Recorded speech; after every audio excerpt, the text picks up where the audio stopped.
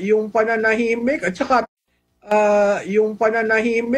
talaga ako ito dun sa impeachment ngayon lang ako nakakita sa kaysaysayan ng Kongreso na nagkaroon ng impeachment in one day at ipinasa nila on the last day of session.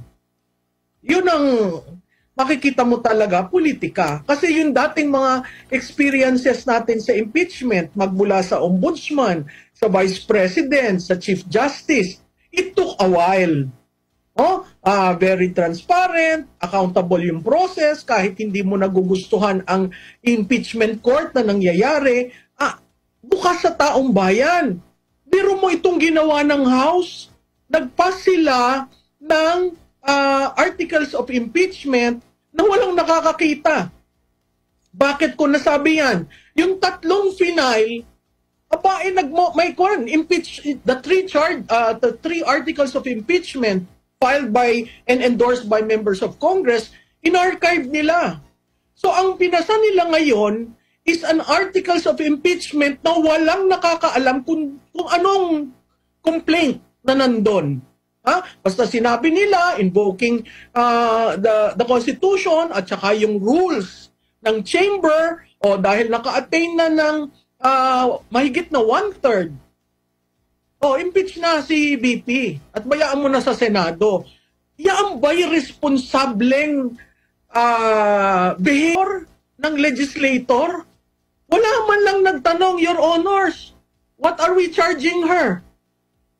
Wala! Naghihintay ako kanina. Kaya ako medyo nahuli sa inyo kasi gusto kong marinig. Kasi alam mo, nagbibigay pa rin naman ako ng pasintabi doon sa mga legislators na kayang tumindig. Unfortunately, ako'y nalulungkot. Wala man lang isang nagtanong, Your Honors, what are the articles of impeachment? Ibig mong sabihin, nagpirmahan lang sila at kaninang umaga na natanggap na buo yung 215 Anong nangyari kaninang umaga when the speaker called for a caucus? Diba? Yun ang alarming. Kasi ini-impeach nyo, hindi bali kung minority vice president ang ating current vice president. Hindi po. Hindi rin po siya by plurality. Okay? By more than a majority. Nahalal siya. Ano po yun? Ang sinasabi ba ng mga legislators, wala kaming pakailam dyan sa mandate mo.